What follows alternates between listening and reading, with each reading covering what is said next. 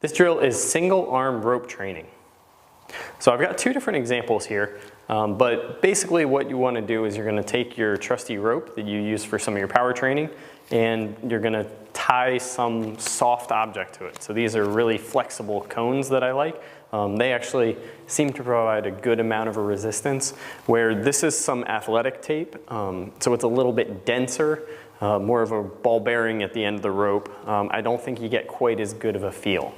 The purpose of this drill is to help you take some of those single arm release movements and learn how to let them happen as opposed to trying to consciously make them happen, right? So a lot of times you're training, whether it's the trail arm or the lead arm, and you'll get really tense and tight trying to supinate or trying to unhinge. And the problem is when you create a lot of arm tension, your brain has to create more stability.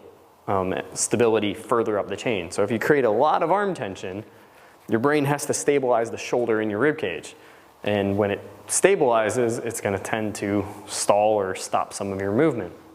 So what'll happen is you're doing some of these arm training and then you get over the golf ball and you've got too much tension and you'll see the body kind of brace, and that'll mess up your contact and it'll prevent you from really getting out of the drill what you want, which is the ability to hit solid contact with good arm movements with very little effort. So the rope training can be a way to kind of feel guiding the movements as opposed to forcing them to happen. So I'll demonstrate most of it with the one that I like, which is the few alignment cones. But basically I took a rope, tied some athletic tape at the end, and then you'll choke up a little bit so that it's, you know, let's say a little bit wider than shoulders, right? So I'm not trying to max it out as much as I can, a little bit wider than shoulders. Now what you're going to do is you're going to make a little body pivot so that the club or the rope would be at about delivery position. So about 45-degree angle with the arm, the rope pointed out at about the target line. Then from here, you're going to let go with your right hand, pivot with your body, and let your arm swing through, going through the good single arm release movement. So going into unhinging and flexing, and then ending with supination. And so that movement pattern will look, let's grab the rope, kind of like that. Now what you'll see is when I grab the discs, they've got a little bit more resistance and the weight is kind of distributed a little bit wider, so I'll get a stronger sensation like it's actually floating through there, and I can really kind of guide that movement. And you'll see that the rope or my shoulder stays connected through to about here, and then when it swings through, that's when my arm disconnects. I'm not pulling it through with the arm straight from the get-go.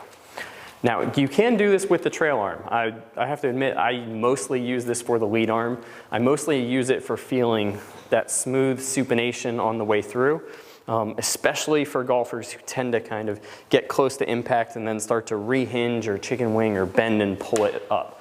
It won't feel really fluid if you do that movement with the release, but letting the arm extend, letting the weight of the club kind of help the supination and the ulnar deviation in that follow through as it kind of extends out towards the target, the rope gives you a really strong feeling. Now if you're going to do trail arm, so you're going to work a little bit on the wipe and getting the rope to swing on the other side of the golf ball. You got to be a little creative with how you grip it, and I'll show you what I mean.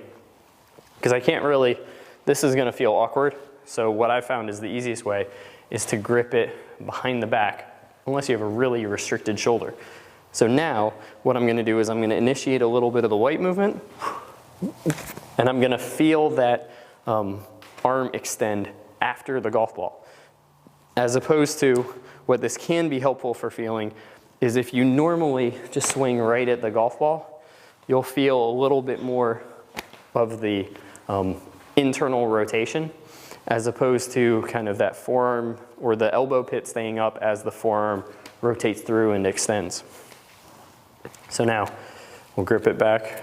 We'll do right arm only, grip it behind the back.